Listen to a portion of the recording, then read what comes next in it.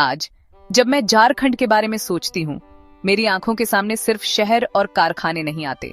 मेरी कल्पना में घने जंगल उभरते हैं, हरे भरे जंगल उभरते हैं जिनकी हवा में जंगली फूलों की महक घुली होती है। ये जंगल सिर्फ पेड़ और पौधों का झुंड नहीं है, ये झारखंड की धड़कन है, उसकी आत्मा है। इन जंगलों ने सदियों से धरती को संभाला है। यहाँ की नदियां इनसे पानी पाती हैं, यहाँ के लोगों को जीवन दिया है। जब सूरज की पहली किरण ऊंचे पेड़ों से छनकर जमीन पर पड़ती है, ऐसा लगता है प्रकृति खुद जाग रही हो। यह दृश्य शब्दों में नहीं बयां होता, इसे महसूस किया जा सकता है। यह झारखंड की असली पहचान है, एक विरासत जिसे हमें बचाना है। झार यानी जंगल, खंड यानी भूमि। ये जंगलों की भूमि है। जंगलों की कहानियां उतनी पुरानी हैं जितनी चट्टानें। ये जंगल सिर्फ लकड़ी और पत्तों का स्रोत नहीं है, ये एक पूरी दुनिया समेटे हुए हैं। यहाँ की संस्कृति, यहाँ के त्योहार, यहाँ के लोकगीत, ये सब इस धरती के साथ बंधे हैं। झारखंड के जंगल किसी खजाने से कम नहीं है, और इस खजाने के सबसे अनमोल रत्न हैं यहाँ के वन्यजीव। जब हम इन जंगलों में गहरे उतरते हैं तो हमें पता चलता है कि यहाँ जीवन कितने अलग अलग रूपों में मौजूद है। यहाँ हाथियों के बड़े बड़े झुंड शान से घूमते हैं, जो जंगल के पारिस्थितिकी तंत्र को बनाए रखने में महत्वपूर्ण भूमिका निभाते हैं। वे जंगल के इंजीनियर हैं, बीज फैलाते और नया जीवन देते हैं। उनकी मौजूदगी जंगल के स्वस्थ होने का संकेत है। इन्हें प्राकृतिक घर में देखना एक अविस्मरणीय अनुभव है। हाथियों के अलावा इन जंगलों में बाघों की रहस्यमयी दुनिया भी बसती है। पलामू टाइगर रिजर्व जैसे इलाके कभी बाघों का गढ़ हुआ करते थे। आज उनकी संख्या कम हो गई है, लेकिन उम्मीद अब भी बाकी है। बाघ जंगल का राजा है, उसकी उपस्थिति पूरे खाद्य जाल को संतुलित रखती है। इन बड़े जानवरों के अलावा झारखंड के जंगल अनेक अन्य जीवों का भी घर हैं। यहाँ चित्तीदार, हिरण, सांभर और अन्य शाकाहारी मिलता है। पेड़ों पर लंगूर और बंदरों की टोलियां उछल कूद करती नजर आती हैं। अगर आप भाग्यशाली हैं तो आलसी भालू या चालाक तेंदुए की झलक भी मिल सकती है। पक्षी परागण और बीज फैलाने में मदद करते हैं। सप्रजनों का चक्र चलता है। हर सुबह पक्षियों का चहचहाना इस बात का सबूत है कि जंगल अभी भी जीवित है। इन जानवरों के बिना जंगल अधूरा है। पक्षियों का घर झारखंड का जंगल अभी भी सांस ले रहा है, पर अब खतरे भी पास हैं।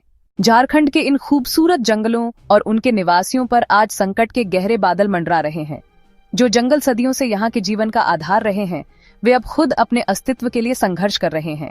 सबसे बड़ा और सीधा खतरा है जंगलों की अंधाधुंध कटाई। बढ़ती आबादी और खेती के दबाव के कारण जंगल कम होते जा रहे हैं। खेती के लिए जमीन की जरूरत, लकड़ी माफियाओं के लालच ने तेजी से जंगल घटा दिए हैं, ने उन हरे भरे जंगलों को तेजी से खत्म किया है। हर दिन हजारों पेड़ काट दिए जाते हैं, जिससे वन्य जीवों का घर छिन जाता है और पर्यावरण का संतुलन भी बिगड़ता है। यह एक धीमी गति का जहर है जो धीरे धीरे झारखंड की आत्मा को खत्म कर रहा है। जब एक पेड़ कटता है तो सिर्फ एक पेड़ नहीं गिरता, बल्कि उन पर निर्भर अनगिनत जीव जंतुओं का आशियाना उजड़ जाता है। कटाई के साथ साथ अवैध शिकार भी एक बड़ी समस्या बन चुका है। कुछ लोग पैसों के लालच में इन बेजुबान जानवरों का शिकार करते हैं। हाथियों को उनके कीमती दांतों के लिए मार दिया जाता है। बाघों और तेंदुओं को उनकी खाल के लिए मार दिया जाता है। हिरण और अन्य छोटे जानवरों का शिकार उनके मांस के लिए किया जाता है। यह एक क्रूर और अमानवीय कृत्य है जो इन प्रजातियों को विलुप्त होने की कगार पर धकेल रहा है। जब हम इन खतरों की बात करते हैं तो अवैध शिकार और तस्करी सबसे पहले आता है। यह एक संगठित अपराध है जो जंगल के सीने में खंजर घोंप रहा है। यह सिर्फ स्थानीय शिकारियों का काम नहीं है, इसके तार अंतरराष्ट्रीय तस्कर गिरोहों से जुड़े हुए हैं। ये गिरोह पैसों के लिए सब कुछ कर जाते हैं। वे स्थानीय लोगों को थोड़ा पैसा देकर इस घिनौने काम पर उतारते हैं। हाथी के दांत, एक जोड़ी के लिए एक पूरा जीव खो जाता है। बाघ की खाल, पेंगोलिन के स्केल, बाजार में मांग है। इन चीजों की अंतरराष्ट्रीय मांग जंगलों को लील रही है। शिकारी फंदे और जहर का इस्तेमाल करते हैं। हाथियों का शिकार सबसे दर्दनाक है। शिकारी सिर्फ हाथी दांत के लिए जान ले लेते हैं। अक्सर झुंड की सबसे बड़ी हथिनी निशाना बनती है और पूरे सामाजिक ढांचे को तोड़ देती है।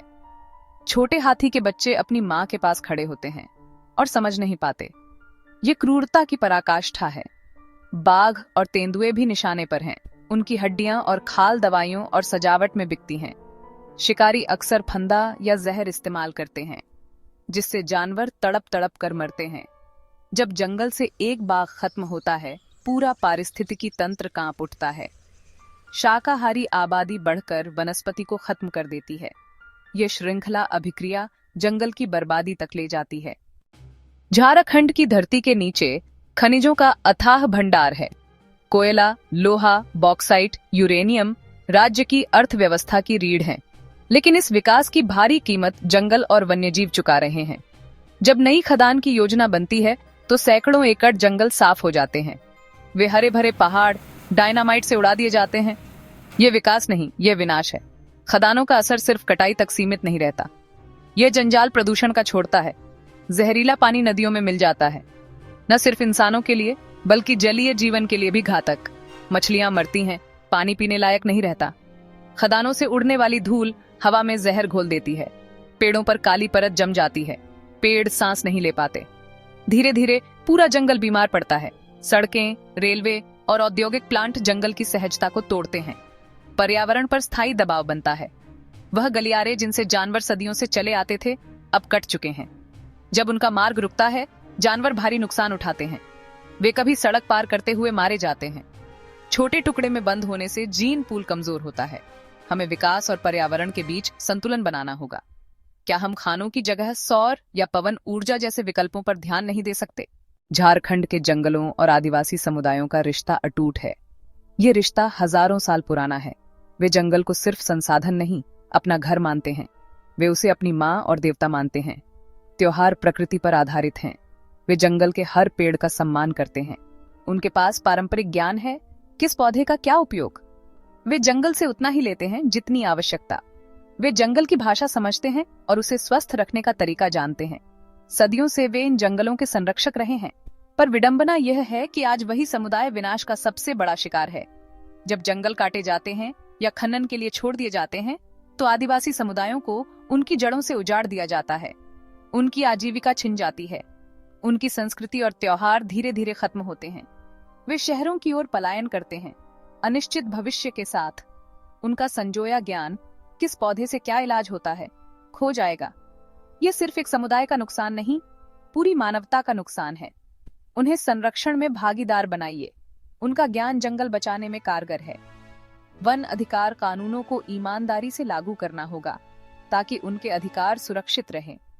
अगर हम उन्हें सशक्त बनाकर जंगल प्रबंधन सौंपें, वे बेहतर रखवाली कर पाएंगे, क्योंकि जंगल उनकी आत्मा में बसता है। सरकार ने कई कदम उठाए हैं, यह सराहनीय है। राज्य में कई राष्ट्रीय उद्यान और अभयारण्य बनाए गए हैं, जैसे बेतला, पलामू, दलमा। इनका उद्देश्य वन्य जीवों को आश्रय देना है। यहाँ वन विभाग गश्त करता है ताकि अवैध गतिविधियां रोकी जा सकें। सरकार ने कड़े कानून भी बनाए हैं, जैसे वन्यजीव संरक्षण अधिनियम। लेकिन कागज पर जो लिखा है वह जमीन पर उतारना चुनौतीपूर्ण है। प्रोजेक्ट टाइगर और एलिफेंट जैसे कार्यक्रमों से कुछ फायदा हुआ है। आवास सुधार और गलियारों को जोड़ने की कोशिशें की जा रही हैं। मानव जानवर संघर्ष कम करने के उपाय भी चल रहे हैं। वृक्षारोपण अभियान है, पर असली चुनौती लागू करना है। अक्सर स्टाफिंग, उपकरण और राजनीतिक सहमति की कमी रहती है। भ्रष्टाचार और माफियाओं के चक्र के सामने योजनाएं कमजोर पड़ जाती हैं। स्थानीय समुदाय को शामिल न करना भी बड़ी चूक है। बंद कमरों में बनी नीतियां जमीनी हकीकत नहीं समझ पाती।